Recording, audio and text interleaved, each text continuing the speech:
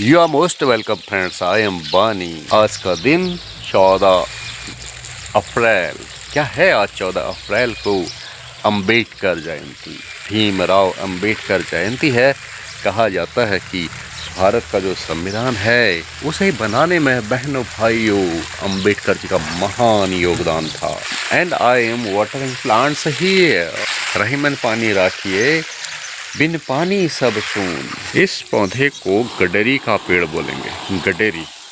चलो देखते हैं गडरी का पेड़ बहुत नज़दीक से। और इसके जो पत्ते होते हैं, लीव्स होते हैं, इनमें ना जो पानी पड़ता है वो बहुत जल्दी छूट जाता है। और इन गडरी के लीव्स के बारे में एक कहावत है, तो पति पत्नी का झगड़ा भी अस्थाई होता है। आज लड़े कल मेल, कल लड़े फिर परसों मेल। इस हफ्ते लड़े, अगले हफ्ते मेल मिलाप था। एक महिला का और उसके पति का झगड़ा हो गया था, नहीं बोल रहे थे। पति चाहता था कि उसकी पत्नी बोले, पत्नी चाहती थी कि मैं भी बोलूं, लेकिन शुरुआत नहीं हो पा रही थी। तो जो बुढ़े हैं उन्होंने किसी तरह अपनी धोती में आग लगा दी। आग सेक रहे थे, जाड़ों का दिन था। तो बुढ़िया बोली, बल एक आदमी के धोती में आग लग गई है, एक आदमी में धोती में आग लग दो, हो एक आदमी में धोती में आग लग दो। तो इस बहाने से वो इस तरह से उनकी बातें शुरू होती है। और जो गडरी का पेड़ है, पौधा है, इसके बारे में कहा जाता है, पति शेण बैगन झकड़ पिनाऊ पाता पानी। क्या शेण बैगन झकड़ पिनाऊ पाता पानी मतलब पिनालू के जो पेड़ है इसमें पानी बहुत अस्थाई होता है, टिकता ही नहीं है एक सेकंड के लिए नहीं। इसी तरह जो पति पत्नी का झगड़ा होता है वो भी अस्थाई होता है, भाई मेल हो जाता है। ओ भाई, मैं दे रहा हूँ पौधों को पानी और करूँ क्या। इधर हमारे देश में वक्फ नामक एक कानून बन रहा है। वक्फ मीन्स होता है वो दान। उदाहरण के लिए दिल्ली का चांदनी चौक इलाका, वक्फ कानून कहता है कि बाजार रेट के अनुसार आप किराया दीजिए। जिस दुकान का किराया 1 लाख रुपए महीना होना चाहिए था और वो दे रहे हैं सिर्फ 5,000, वही लोग तो इस वक्फ कानून का विरोध कर रहे हैं। और मैं दे रहा हूँ यहाँ पर पौधों को पानी। यहाँ पर भी कुछ बो रखा है। भारत की किसी भी ज़मीन पर यदि वक्फ बोर्ड कह देता है कि ये ज़मीन वक्फ बोर्ड की है, तो फिर जिस आदमी की वो ज़मीन है उसको नोटिस मिल जाता है, भाई साबित करो ये जो ज़मीन तुम्हारी है।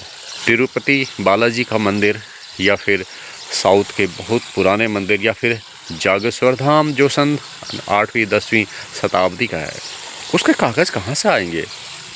उसके खाता खतौनी रजिस्ट्री के कागज़ कहाँ से आएंगे?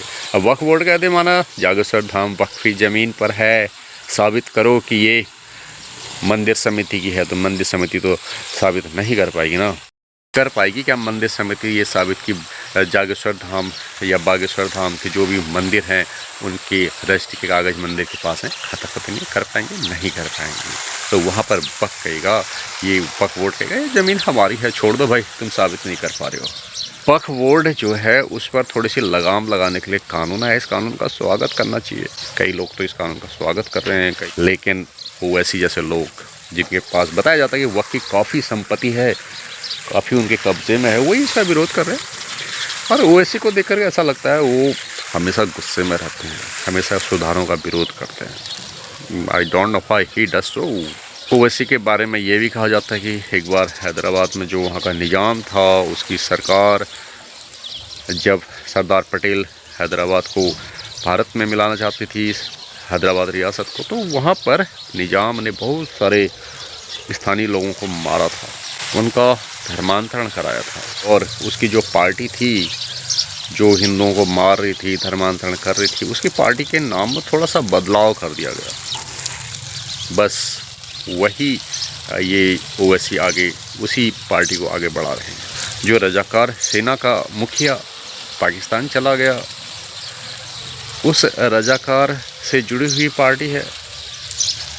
ओवैसी की सोच कैसे भारत के साथ हो सकती है? वो जो भी बोलेंगे लगता है भारत के विरोध में ही बोलते हैं। तो मैं दे रहा हूँ यहाँ पर पौधों को पानी। तो इस तरह पौधों को पानी दिया जा रहा है। यहाँ पर एक नींबू का पेड़ है, नींबू के पेड़ को पानी देने में बहुत अच्छा सुख की अनुभूति हो रही है। आप भी ऐसा करते होंगे, अपने आसपास कुछ पौधे आपने बोए होंगे उनको आप भी समय समय पर पानी दीजिए। इससे आपका थोड़ा सा मन बहलेगा, मन को शांति मिलेगी, तनाव कम होगा। और दूसरी ओर जो हमारा राज्य उत्तराखंड है भाइयों बहनों, इस उत्तराखंड राज्य में आप लोग कितने वर्षों से रह रहे हैं? आप में से कोई मेहता जी होंगे, बिष्ट जी होंगे, माजिला जी होंगे और बाणी जी होंगे, रावत जी होंगे, नेगी जी होंगे। हैं, कितने लंबे समय से आप यहाँ रह रहे हो। उत्तराखंड विधानसभा के पूर्व सदस्य प्रेमचंद्र अग्रवाल, उनका कहना था यार इस उत्तराखंड में कोई पहाड़ी बोलता है, कोई मैदानी बोलता है। यहाँ कौन पहाड़ी है? कोई नहीं। कोई महाराष्ट्र से आया है, कोई मध्य प्रदेश से आया है, कोई राजस्थान से आया है। तो भाइयों बहनों, आप इस उत्तराखंड में कहाँ से आए हैं? मध्य प्रदेश से, महाराष्ट्र से, गुजरात से, राजस्थान से? मतलब आप यहाँ के नहीं हैं, ऐसा आप मानते हैं क्या? मानते भी हैं कई लोग। भाई मैं पूछता हूँ, आप कहाँ के नेगी हैं? राजस्थान के। कहाँ के चौहान हैं? राजस्थान के, दिल्ली के। तो हर कोई अपने को दूसरे राज्य से जोड़ने की कोशिश करता है। ऐसा करने में उसमें श्रेष्ठता का भाव आ जाता है, महानता का भाव आ जाता है। लेकिन हकीकत में क्या है, आपके बुजुर्ग, आपके पूर्वज इस उत्तराखंड में ना 5000 वर्षों से रह रहे थे। आप इतिहास भूल गए, आपको ये पढ़ाया ही नहीं गया। उत्तराखंड हो या उत्तर प्रदेश, किसी भी राज्य ने इस उत्तराखंड की जनता का इस तरह से ख्याल नहीं रखा कि ये लोग उत्तराखंड में, ये लोग, ये पहाड़ के रहने वाले लोग, इनकी बोली अलग है, भाषा अलग है, इनका खान पान अलग है, त्यौहार अलग है। फुलदई मनाते हैं, घुघुतियाँ मनाते हैं, बिपौती मनाते हैं। और यहाँ झोड़ा चाचरी होती है, लोगों के शरीर में डंगरिया गड़ाया जाता है, बलि प्रथा होती है। लोग अपने देवी देवताओं को खुश रखने के लिए बलि करते हैं, बकरियों की बलि करते हैं। यहाँ नवरात्रि के दौरान लोग जमकर बलि करते हैं, बकरियों की बलि करते हैं अपने इष्ट देवी देवताओं को खुश करने के लिए। तो है ना, यहाँ उत्तराखंड के लोग कई मायनों में सनातन या वैदिक धर्म से थोड़ा सा अलग हट गए। इसका कारण क्या है? उत्तराखंड में जो कुमाऊँ है, गढ़वाल है, यहाँ हिंदू धर्म कब आया? सन 800 में। वो भी किस वजह से? जब यहाँ शंकराचार्य आए थे। मात्र 1700 वर्ष हुए हैं, और इन 1700 वर्षों में हम भूल गए कि हम कौन थे, हमारा मूल धर्म क्या था, हमारी पूजा पद्धति क्या थी, किस देवी देवता को मानते थे। तब आप लोग उत्तराखंड में, आपके वंशज जो यहाँ 5000 वर्ष पूर्व मध्य एशिया से आए थे, काकेशियन पर्वत के आसपास के राज्यों से। वहाँ पर बताते हैं कि बहुत बड़ा भूकंप आ गया था, लोगों को भागना पड़ा। भागकर कहाँ चले गए? अरब कंट्रीज़ की ओर। अरब से फिर कहाँ आए? धीरे धीरे भारत की ओर। यार ये अरब से भारत की ओर आना बहुत पुरानी रिवाज है, बहुत पुराना सिस्टम रहा है। अरब में मध्य एशिया से आए हुए लोगों को परेशानियों का सामना करना पड़ा। वहाँ रेगिस्तान था, धूल भरी आंधियाँ चलती थी, तो उससे बचने के लिए लोगों ने वहाँ से पलायन किया भारत की ओर। पहाड़ी क्षेत्र, हिमाचल प्रदेश, कश्मीर और नेपाल, इन क्षेत्रों में उन्होंने वे रहे। और यहाँ पर जो उन्होंने जीवन पद्धति अपनाई वो पौन धर्म कहा जाता है। उसमें भगवान महासु की पूजा की जाती थी। भाई अभी आप महासु की पूजा करते हैं? मोष्टमानु भी बोलते हैं कई लोग, मोष्टमानु। तो पुराने देवी देवता हैं हमारे। जब हम लोग सनातन धर्म में आए थे उससे पहले 5000 वर्ष पहले जो लोग उत्तराखंड आ गए, पहाड़ी क्षेत्रों में रहने लगे, वे लोग तो गरीब के गरीब ही रह गए। उनके पास पहाड़ों में 10 नाली 20 नाली पहाड़ी भूमि है, जिस भूमि को उन्होंने खुद खाद कर बनाया था, सीढ़ीदार खेत बनाए थे। उनके पास पहाड़ी भूभाग होने के कारण बहुत कम भूमि ऐसी है जो उपजाऊ है, जिसमें बहुत बड़ी मात्रा में अन्न नहीं उगता है। लोग गरीब के गरीब ही रह गए। उन लोगों ने पहाड़ी जीवन को अपना लिया था। भाई यहाँ से कहीं नहीं जाना है, मैदानों में नहीं जाना है, सुरक्षित थे वे लोग पहाड़ों में, पहाड़ी जीवन पद्धति को अपनाया था। लेकिन आज के ज़माने में जब विकास का टाइम आ गया है, आर्थिक विकास का, तो पहाड़ के लोग गरीब पड़ गए।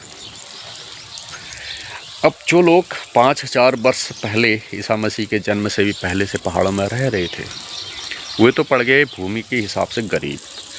और जो पहाड़ों में या देहरादून, मसूरी, हरिद्वार, हल्द्वानी, नैनीताल, उधम सिंह नगर, रुद्रपुर, इन क्षेत्रों में दूसरे स्थलों से आए, माना कि कोई बिहार से आया, कोई झारखंड से आया, या कोई उत्तर प्रदेश के मैदानी क्षेत्रों से आया, उन लोगों के पास बहुत बड़ी मात्रा में भूभाग है, ज़मीन है, कॉमर्शियल लैंड है। अब उदाहरण के लिए ले लीजिए, ऋषिकेश में जो वो है वहाँ के चेयरमैन पासवान, शंभू पासवान, उन्होंने अपने एक इंटरव्यू में बताया कि उन्होंने लगभग 10 कॉमर्शियल ज़मीनें बेची हैं। यानी 10 कॉमर्शियल ज़मीनें बहुत बड़ी कीमत की होती हैं। वे उत्तराखंड में कब आए? 1984 के आसपास। जो लोग 41 साल से उत्तराखंड में रह रहे हैं उनके पास करोड़ों की संपत्ति, और जो 5000 वर्षों से उत्तराखंड में रह रहे हैं उनके पास 10 नाली 5 नाली पहाड़ी भूमि। और जो लोग यहाँ के मूल निवासी थे, 5000 वर्ष से पहले इस उत्तराखंड के कुमाऊं गढ़वाल क्षेत्र में बस गए थे, उनके पास भूमि का बहुत छोटा टुकड़ा, वही लोग गरीब। और जो अभी अभी उत्तराखंड आए, पहाड़ी क्षेत्र में आए, चाहे देहरादून आए या हरिद्वार आए, हल्द्वानी के पहाड़ी क्षेत्र में आए या दूसरे क्षेत्रों में आए, उनके पास बहुतायत में भूमि, वे हो गए अमीर।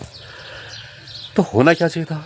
राज्य सरकारों ने पहाड़ों में रहने वाली समाज है उनके आर्थिक हितों की रक्षा करनी चाहिए थी। उनके तीज त्यौहार, खान पान, हरेला, घुघुतिया और झोड़ा चाचरी और ये देवी देवताओं को पूजने की प्रथा, उनकी अलग बोली। भाई हमारी जो बोली है वो विशेष तरह की है, हमारे तीज त्यौहार भी विशेष तरह के हैं, उनका संरक्षण करना चाहिए था सरकारों ने, लेकिन सब भूल गए। और उत्तराखंड के इस समाज को जो पहाड़ी भाषा बोलता था, पहाड़ों में रहता था, उसको वैसा ही मान लिया गया जैसा उत्तर प्रदेश के मैदानी क्षेत्रों में रहने वाले लोगों के साथ सामान्य जाति का माना गया। और सामान्य जाति का माने जाने से क्या हो गया? उत्तराखंड के पहाड़ी क्षेत्रों में लोगों ने ज़मीनें खरीदी, क्योंकि यहाँ के लोग तो गरीब थे, उनके पास धन की कमी थी। कोई दिल्ली से आया, कोई मुंबई से आया, महाराष्ट्र से आया, यहाँ की ज़मीनों पर उनकी गिद्ध दृष्टि पड़ी, यहीं के लोगों से उनकी ज़मीन खरीदी और यहीं के लोगों को खुद की ज़मीन पर चौकीदार बना दिया। होना क्या चाहिए था? सरकार ने हमारे उत्तराखंड के लोगों को मैदानी क्षेत्रों में भूखंड आवंटित करना चाहिए था। क्यों? वही लोग यहाँ 5000 वर्ष से पहले से रह रहे हैं, ईसा मसीह के जन्म से भी पहले। ईसा मसीह का जन्म हुए 2025 वर्ष से हुए हैं, लेकिन 5000 वर्ष से पहले से जिन लोगों ने उत्तराखंड के पहाड़ी क्षेत्र को आबाद किया, वहाँ खोद कर सीढ़ीदार खेत बनाए, पशुपालन किया, वे बहुत पीछे रह गए, पिछड़ गए। उन्हें हल्द्वानी में या दूसरे मैदानी क्षेत्रों में बहुत ऊंची कीमत पर भूखंड खरीदने पड़ते हैं, और वे पिछड़ गए। उनको पहाड़ों से प्यार था, पहाड़ों को उन्होंने आबाद किया था। अब भी हमारे कुछ लोक गायक पहाड़ों की याद दिलाते हैं, कहते हैं कि पलायन क्यों कर गए दाजू, ये पहाड़ तुम्हें बुला रहा है। यार पहाड़ तो बुला रहा है, लेकिन पहाड़ों में रहते रहते हमारे पूर्वज गरीब हो गए। उनके पास 10-20 नाली पहाड़ी ज़मीन है, सीढ़ीदार खेत हैं, और जहाँ अच्छे खेत थे, अच्छी ज़मीन थी, अच्छा प्राकृतिक दृश्य था, वे जगह तो मैदान से आकर के जिन लोगों की दूर दृष्टि थी, गिद्ध दृष्टि थी, जिन लोगों ने सोचा था कि ये ज़मीन आने वाले समय में पर्यटकों को आकर्षित करेगी, आर्थिक रूप से अच्छी है, वो ज़मीन तो दूसरे लोगों के हाथ पड़ गई। अब यहाँ मुक्तेश्वर की ओर देख लीजिए, नैनीताल जिले में बताते हैं वहाँ किसी बाहरी व्यक्ति ने इतनी ज़्यादा ज़मीन खरीदी है कि एक गांव ही बसा दिया है। किन लोगों से आबाद हुआ है वो गांव? बाहर के लोगों से, दिल्ली, मुंबई, महाराष्ट्र, इन क्षेत्रों से आने वाले लोगों से। वहाँ हमारा लोकल का पहाड़ी जो 5000 वर्ष पहले से इस क्षेत्र को आबाद किया हुआ था, वो अब अल्पसंख्यक हो गया है। तो किसी भी सरकार ने कभी भी ये नहीं सोचा कि पहाड़ के रहने वाले लोग, उनकी सभ्यता संस्कृति को संरक्षित किया जाए, उनके हितों को सुरक्षित किया जाए। कैसे? जैसे भोटिया समाज के हितों को संरक्षित किया गया। भाई भोटिया समाज और ये उत्तराखंड के सामान्य जाति में आने वाले पहाड़ी बंधु, ये समाज एक ही था। भोटिया समुदाय को बताते वो किरात समुदाय से आता है, और पहाड़ के रहने वाले सामान्य जाति के लोग जिनमें मूलतः क्षत्रिय हैं, राजपूत हैं, वे खस समाज से आते हैं। खस समाज 5000 वर्ष से पहले उत्तराखंड में आया था। तो उत्तराखंड के मूल निवासियों के हितों की हमेशा अनदेखी हुई है। ऐसा नहीं होना चाहिए था। वे लोग आज अपने ही उत्तराखंड में गरीब पड़ गए, निर्धन पड़ गए, उन्हें मजबूरन पलायन करना पड़ा और बाहरी राज्यों में जाकर के उन्होंने जो धन कमाया, जी तोड़ मेहनत की, उस मेहनत के पैसे से उन्हें शहरी क्षेत्रों में, मैदानी क्षेत्रों में जो भूखंड खरीदा, सारी कमाई उसी में चली गई। अब बचा क्या भाई? कुछ नहीं कर सकते हैं, कुछ बोल नहीं सकते हैं, किससे कहें, कोई सुनने वाला नहीं। और बताते हैं मैदानी क्षेत्रों में बाहर के आकर बसे हुए लोगों ने, चाहे वे अधिकारी हों या व्यापारी हों, उन्होंने बहुत बड़े बड़े भूखंड जैसे तैसे खरीदे औने पौने दामों पर और वे मालिक बन बैठे हैं। आप देहरादून, हल्द्वानी, रुद्रपुर, ऋषिकेश, हरिद्वार, इन इलाकों में जाओ, 2000 स्क्वायर फीट मकान बनाने के लिए अगर ज़मीन खरीदनी है ना आपको, तो 50 लाख से 1 लाख रुपए के बीच में देना पड़ेगा। किनको? आप लोगों को, वे लोग जो उत्तराखंड में, यहाँ के पहाड़ी क्षेत्र में 5000 वर्ष पहले से रह रहे थे, उनको किन से खरीदनी पड़ेगी? जो उत्तराखंड के पहाड़ी क्षेत्रों में पिछले 20-25 साल पहले आए थे। पिछड़ गए उत्तराखंड के मूल निवासी, वे निवासी जिनको खस बोला जाता है, खस समाज, पहाड़ी लोग बोला जाता है। खस समाज के पिछड़ने का कारण क्या रहा? उन लोगों ने पहाड़ को आबाद किया था, पहाड़ को अपना घर समझा था, और वे लोग जिनकी नज़र पहाड़ में लगी, पहाड़ के आसपास के मैदानी भूभाग में लगे, वे हो गए अमीर।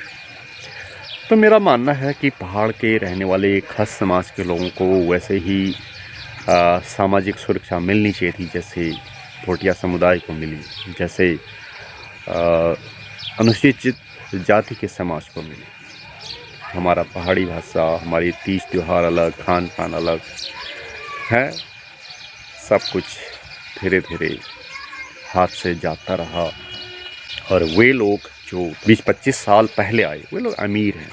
उनकी कार, कोठी, उनकी ज़मीन, बड़े बड़े भूभाग, राजनीतिक रूप से बहुत ऊंचा रुतबा, ये सब कुछ उन लोगों को पछाड़ कर लोगों ने हासिल किया है जो यहाँ उत्तराखंड में पिछले 5000 साल पहले से रहते रहे। खस समाज के पूर्वज 5000 साल पहले उत्तराखंड के पहाड़ी क्षेत्र में रहते थे। आज वे कहाँ हैं? गरीब हैं। उनकी सुध किसी भी सरकार ने नहीं ली, उनको सामान्य जाति का घोषित कर दिया, उनकी ज़मीनें बिक गई और वे अपनी ही ज़मीन पर नौकर बनकर रह गए। क्या जिम्मेदारी थी सरकार की? ये विचारणीय प्रश्न है। नमस्कार।